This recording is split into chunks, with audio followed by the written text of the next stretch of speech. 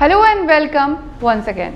एक रिपोर्ट के मुताबिक कोविड-19 पैंडेमिक के दौरान कोरोना से जुड़ी इन्फॉर्मेशन के लिए 30% इंडियंस ने व्हाट्सएप का इस्तेमाल किया। इनमें से 13% लोगों का कहना है कि उन्होंने व्हाट्सएप पर आने वाले मैसेजेस को फैक्ट चेक किए बिना ही आगे फॉरवर्ड कर दिया।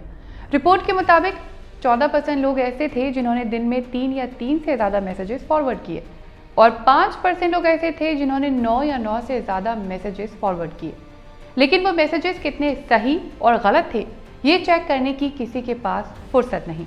और अब हम सबको ये एहसास होता है कि उस वक्त कोविड से जुड़ी न जाने कितनी खबरें बेवजह और झूठी थी, जिन्होंने उस वक्त सिर्फ मुश्किलों को और बढ़ा दिया था। इस रिपोर्ट का जिक्र आज इसलिए क्योंकि मिस इन्फॉर्मेशन आज दुनिया की नई पैंडेमिक बन गई है। यानी मिस इन्फॉर्मेशन दुनिया की एक नई महामारी है और इसी महामारी पर है आज का हमारा video. Misinformation, disinformation, fake news, rumours, malinformation, ये सब वर्ड्स एक ही फैमिली से बिलोंग करते हैं और ये सारे नाम हैं दुनिया की नई पैंडेमिक के।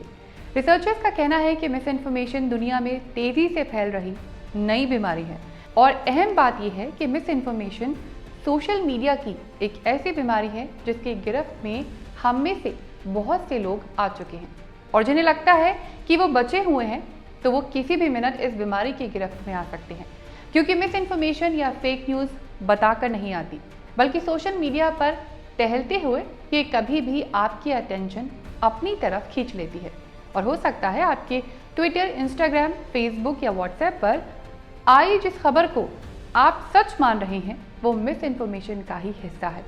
वर्ल्ड हेल्थ ऑर्गेनाइजेशन ने इस बीमारी को इन्फोडेमिक का नाम दिया है।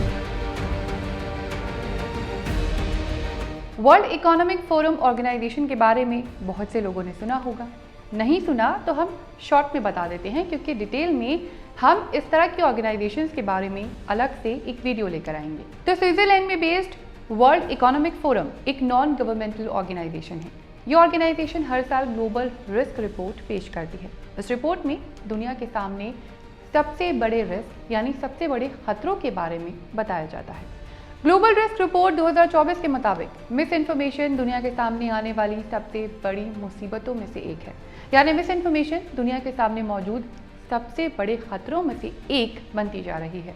इस रिपोर्ट में पॉल्यूशन, गरीबी, बेरोजगारी, इन्फ्लेशन और दुनिया भर में वायलेंस की वजह से होने वाले माइग्रेशन जैसी समस्याओं को शॉर्ट टर्म और लॉन्ग टर्म दो तरह के रिस्क में बांटा गया है।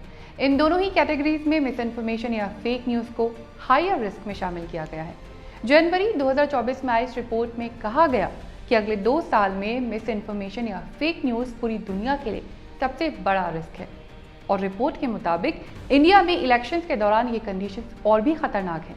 यानी भारत में इलेक्शन ईयर होने की वजह से मिस इन्फॉर्मेशन थ्रेट को हाईएस्ट रैंक दी गई है। ये जान लीजिए कि ये रिपोर्ट बनाई गई है ग्लोबल रिस्क परसेप्शन सर्वे पर बेस्ड डेटा की हेल्प से।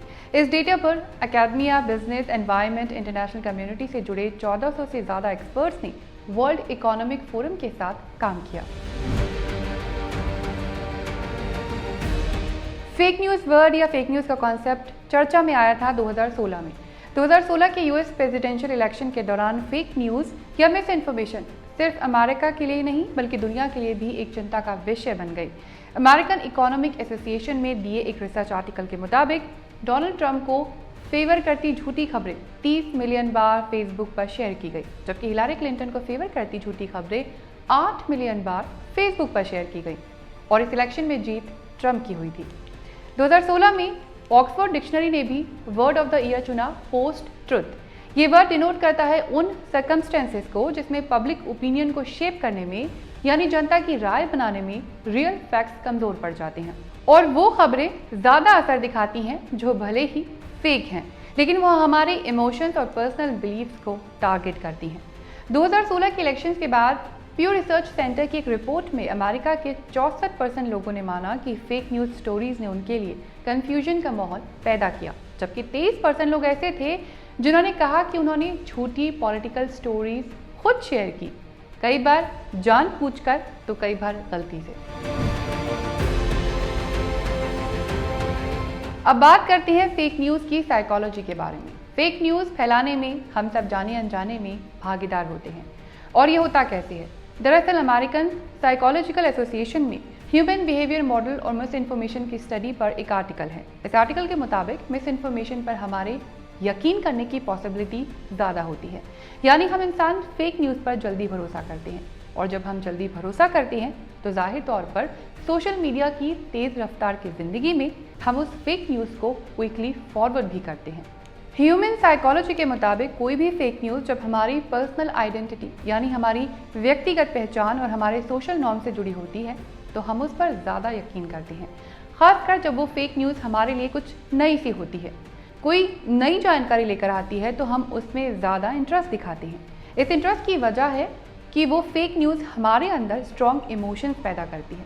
चूँकि वो फेक न्यूज़ हमारी पहचान और हमारे समाज से जुड़ी होती है तो हम जल्दी इमोशनल हो जाते हैं और इसे दूसरों के साथ शेयर करने की कोशिश भी करते हैं। इस आर्टिकल में ये भी कहा गया कि कई बार फेक न्यूज़ लोग इसलिए नहीं फैलाते क्योंकि वो मिस इन्फॉर्मेशन पर यकीन करते हैं, बल्कि कई बार लोग अपनी पॉलिटिकल एफिलिएशन को दिखाने के लिए, यानी कि वो किस राजनीतिक विचारधारा से जुड़े हैं, ये दिखाने के लिए भी मिस इन्फॉर्मेशन को फैलाते हैं, या फिर अपनी अपोनेंट्स यानी विरोधियों को नीचा दिखाने के लिए, या फिर किसी तरह का सोशल रिवॉर्ड यानी समाज में खुद को एक बेहतर जानकार महसूस कराने के लिए भी फेक न्यूज़ को स्प्रेड करते हैं। ब्रॉडकास्ट मीडिया और सोशल मीडिया पर फेक न्यूज़ फैलाने और फैलने का तरीका एकदम अलग है। टीवी, रेडियो और न्यूज़पेपर के जरिए मिस इन्फॉर्मेशन को फैलने से रोका जा सकता है, क्योंकि यहाँ न्यूज़ को पब्लिश करने से पहले फैक्ट चेक करना मुमकिन है और मीडिया एथिक्स के अकॉर्डिंग ज़रूरी भी। लेकिन सोशल मीडिया की तो खुराक ही वायरल कंटेंट है, इसीलिए सोशल मीडिया तो वायरल कंटेंट को एनकरेज करता है, और जब तक कंटेंट का फैक्ट चेक करने की नौबत आती है तब तक वो फेक न्यूज़ कई लोगों के सोशल मीडिया अकाउंट पर पहुंचकर उनकी जानकारी का हिस्सा बन जाती है। इसकी एक बड़ी वजह है सोशल मीडिया के इको चैम्बर्स। अब ये इको चैम्बर्स क्या है? इको चैम्बर्स जुड़े हैं सोशल मीडिया के एल्गोरिथम से। अब सवाल ये कि सोशल मीडिया का एल्गोरिथम काम कैसे करता है? दरअसल हम जिस तरह का कंटेंट अपने सोशल मीडिया अकाउंट पर देखते हैं या फिर जिस तरह के लोगों को या ग्रुप को फॉलो करते हैं, उसी से जुड़ी रील्स, वीडियोस और न्यूज़ हमारे सोशल मीडिया अकाउंट पर पॉपअप होती रहती हैं या फिर हमारी अटेंशन अपनी तरफ खींचने की कोशिश करती हैं, और यहीं से तैयार होता है आपका इको चैम्बर्स। इको चैम्बर्स एक ऐसा ऑनलाइन एनवायरनमेंट है जिसमें हम हमारी ही तरह की सोच रखने वाले लोगों के बीच फंस जाते हैं। हमारे सोशल मीडिया अकाउंट पर एक ही तरह के वीडियोस सरफेस होते रहते हैं जो हमारे प्री एग्जिस्टिंग बिलीफ को रीइंफोर्स करते हैं या फिर हमें एक ही तरह की खबर पर यकीन करने के लिए मजबूर कर देते हैं, और हम जाने अनजाने में उस खबर के दूसरे पहलू को इग्नोर कर देते हैं या फिर जानना ही नहीं चाहते हैं। अब जो न्यूज़, वीडियोस या रील्स हम देख रहे हैं वो गलत है या सही, ये एक बात है, लेकिन आप सिर्फ एक ही तरह की न्यूज़, एक ही तरह के वीडियोस या रील्स बार बार देख रहे हैं और आप उस न्यूज़ की ऑथेंटिसिटी जाने बिना सिर्फ उसी पर यकीन भी कर रहे हैं। ये सोचने और समझने वाली बात है। और अब तो एआई ने झूठ फैलाना और भी आसान कर दिया है, इसीलिए सोशल मीडिया पर फेक और रियल के बीच के फ़र्क को समझना सिर्फ हमारे लिए ज़रूरी नहीं है, बल्कि ये हमारी जिम्मेदारी भी है। भारत में फेक न्यूज़ या मिस इन्फॉर्मेशन एक बड़ी बीमारी बन रही है। इंडिया में मिस इन्फॉर्मेशन के डेटा पर हम अलग से एक वीडियो बनाएंगे।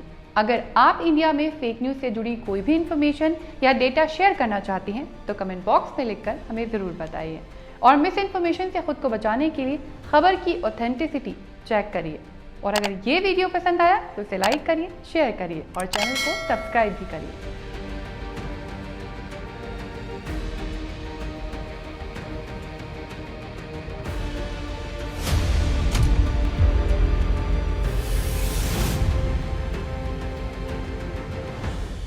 अगर आप जर्नलिज्म और मास कम्युनिकेशन का कोर्स कर रहे हैं या इस सब्जेक्ट से जुड़े किसी भी एंट्रेंस एग्जाम की तैयारी कर रहे हैं, या फिर आप जर्नलिज्म और मास कम्युनिकेशन के बारे में जानकारी चाहते हैं, या फिर आपको भी किताबों के पन्ने पलटते ही नींद आ जाती है, आपके साथ भी एग्जाम से पहले लास्ट नाइट फुल फाइट वाली बात होती है, तो यकीन मानिए आपको इन वीडियोस के जरिए काफ़ी हेल्प मिल सकती है।